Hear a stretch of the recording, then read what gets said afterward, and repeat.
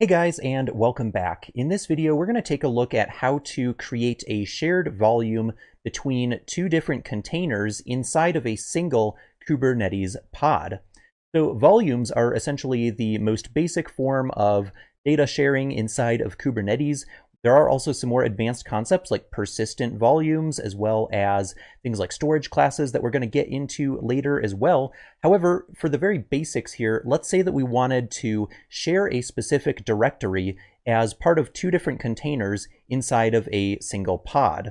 Now, normally when you have two different containers inside of a pod, they are not going to be able to see the shared file system or the file system between those two different pods. So if we would like to, we could actually create a dedicated shared entry for those particular pods, or those containers rather, in the pod to share together, and they can both read and write from that particular mount point. So what we're going to do for starters is create a pod, and then we're going to create two separate containers, and then we're going to observe how those containers are not able to see the file system interactively of each other. So for starters here, I'm going to go ahead and fire up Microsoft Visual Studio Code, and I'm just going to bring that right over here. And what we're going to do is use this concept of volumes in order to create a shared environment with those pods. But first, we're going to see what happens if we don't do that. So let's go ahead and bring up VS Code right here. And what I'm going to do is make sure that you have the extension installed for Kubernetes. And this is really nice because it provides some auto completion as well. So just head over to the extensions marketplace for Visual Studio Code and install that Kubernetes extension if you don't already have it. And if you're not currently using VS Code, I highly, highly recommend it. It's highly customizable, it's open source, it's cross-platform, and it's just an excellent extensible editor for pretty much any type of text editing work. In this particular case, we're just going to be kind of using VS Code as a text editor to edit some YAML files for Kubernetes, and then we're going to use the command line, of course, to use kubectl to apply those files. So let's go ahead and open up a directory here. So I'm actually going to close this, and then we're going to fire up our terminal, and we'll cd into the storage directory, and this should be empty. Yep, and then I'll just run code dot, which is going to open up the current directory inside of VS Code, and I'll bring that right over here. And let's go ahead and just create a new file in here. So what we're going to do is create a new pod spec, and we're going to go ahead and just add a new pod. So let's do pod, and that should autocomplete a pod here. And then I'm going to create a pod with two different containers that are both running instances of PowerShell. I just happen to use PowerShell a lot. If you don't know much about PowerShell, that's okay. You can just kind of follow along with what I'm doing. I'll try to explain as much as I can while I'm going along though. So for starters, we need a name for our pod here. So I'll just call this shared storage, for example. And then under our labels here, we can actually just get rid of our labels because we don't need that for now. And then under our pod spec here, we are going to specify an array of containers. So remember, a pod in Kubernetes can have more than one container. So the array is indicated by the dash right here. So under spec, under containers, we have an array, and right now we only have one array element. However, what we can do in VS Code here is just select this entire thing and do Alt-Shift down arrow, and that will copy it down. However, before I do that, I'm actually going to clean up this port section because we don't particularly need that right now. And then I'm actually just going to get rid of this, actually I'll leave the resources section in here just because VS Code has a linter that complains about that. And then what I'm going to do for the image here is do Microsoft/PowerShell. So we're going to use a PowerShell base image. And then we also need to override the entry point, because normally when you run a PowerShell container, it's going to expect you to have an interactive prompt, and we want to kind of simulate having a long-running process. So for our containers entry point command, we're going to do just PowerShell. And then for the args, we're going to do -command, and then we're going to say wait event.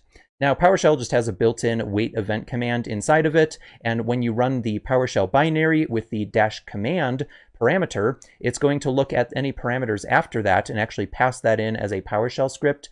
So if we were to fire up our Windows terminal here, if we do PowerShell -command wait event, that will basically spin up a new PowerShell process, and it's just going to kind of hang because it's waiting for a specific event to be sent to that PowerShell process from that PowerShell application itself.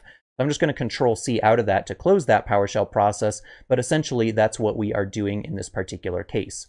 So that's going to kind of simulate a long-running process very similar to a web server, and that will work pretty well for our use case here. And then I'm just going to use Alt-Shift-Down arrow to copy this down. And then we need to make sure that we have two different container names here. So I'm going to call one PowerShell, and the other one we'll just call it Bacon. And so we're going to have two different containers running inside the same pod here. Let's go ahead and apply that. So we'll do an ls here, and we'll do kubectl apply -- file name, and then pod.yaml. And so what this is going to do is spin up this new pod with the PowerShell and the Bacon containers. Those are just the names of the containers inside of the pod. And again, the pod itself is going to be named shared storage. So if we do a kubectl get pod, we should see that we have a pod named shared storage running. Sure enough, we do. And we have two out of two containers that are in the ready state inside of there. So just to get a little bit more information on this, if we do a kubectl and then describe pod shared storage, we should see that we have two different containers running. So if we scroll up a little bit here, you'll see under containers, we have the PowerShell container running. And then if we scroll down a little bit further, we have the Bacon container running right here. So we have a new pod and we have two different containers. If you take a look at the mount section, you'll see that we just have a default mount here for the secrets for Kubernetes. However, we don't have any other custom mounts in there because we haven't specified any volumes inside of our pod spec configuration.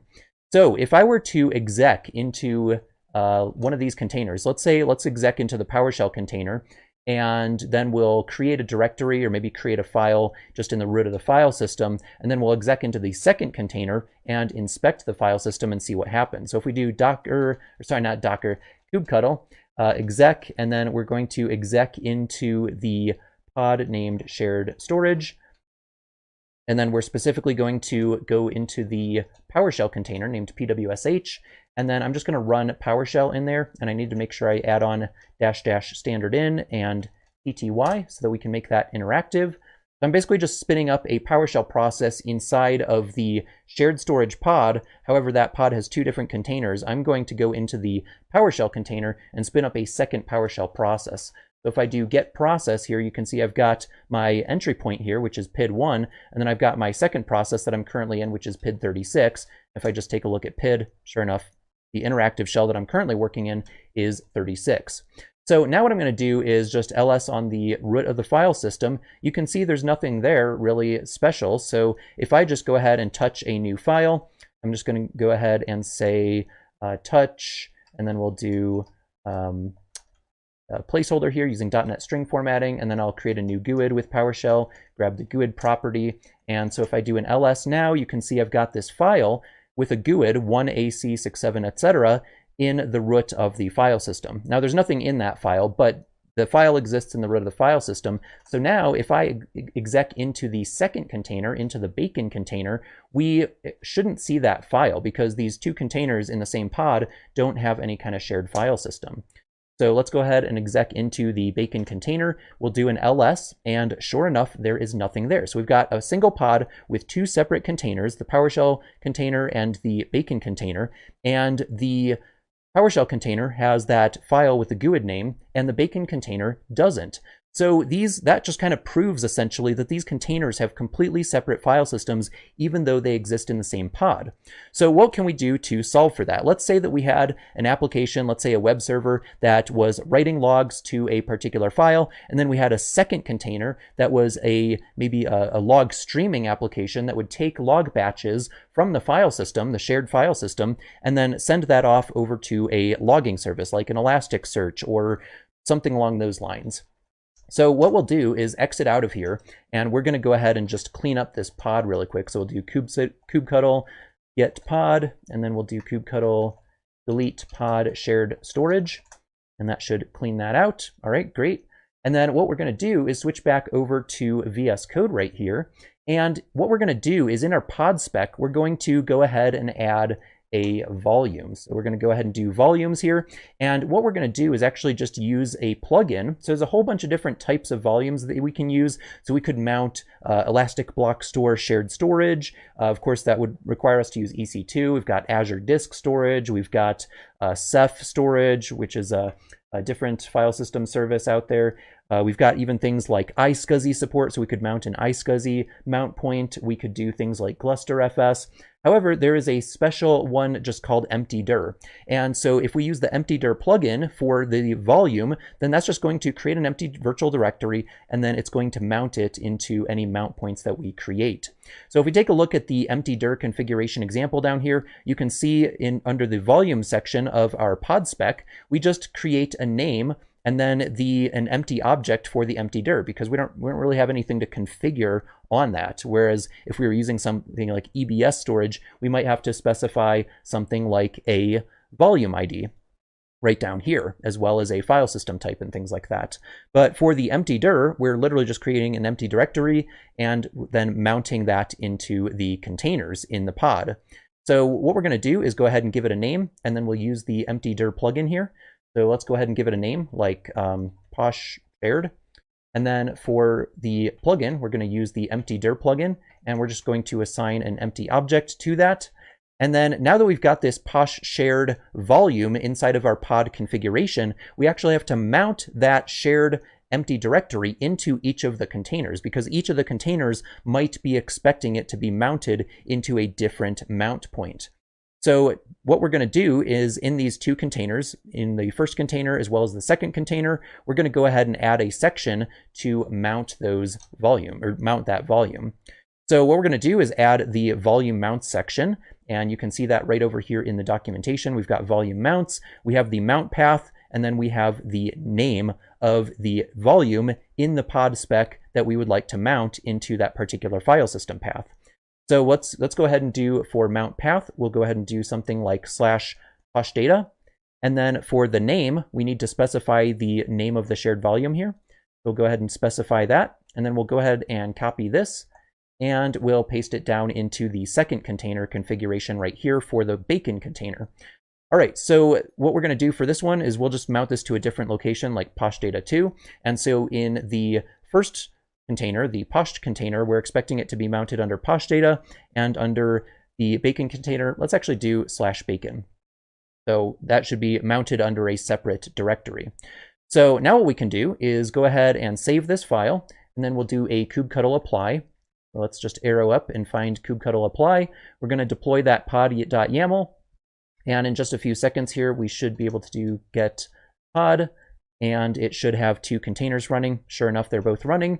However, if we do a kubectl describe pod shared storage, then we should now see that the containers actually have mounts. So under the bacon container right up here, we can see that we have a mount on /bacon from the posh shared. And then under the posh container, we have a mount under /poshdata from the same volume. So now if we exec into the PowerShell container and write to the poshdata directory, that should appear under the /bacon directory. So let's go ahead and do that now. So we'll do a kubectl, and then we'll do an exec. So let's actually just do Control-R here, save a little time. We'll exec into the PowerShell container and just run PowerShell interactively here. And then go ahead and do an ls, and sure enough, there's the poshdata directory. So we'll cd into poshdata, and then we'll touch gibberish file name here. And if we do an ls, we can see that that file now exists. lslga, we can see that it exists. It's 0 bytes in size. So now we'll exit back out, and then instead of execing into the posh container, let's exec into the bacon container in the same pod, and again, the pod name is shared storage here. So if we do an ls, we can see that we have a /bacon mount point here instead of /poshdata. So we've mounted the same volume, the same empty directory into the pods in two different mount points. So if we cd into the bacon directory and do an ls, you can see that sure enough, that gibberish file name exists there. So a volume in Kubernetes is basically just allowing us to share a particular volume, a particular storage mount point across multiple containers inside of a single pod. I hope this has been informative for you, and I'd like to thank you for viewing.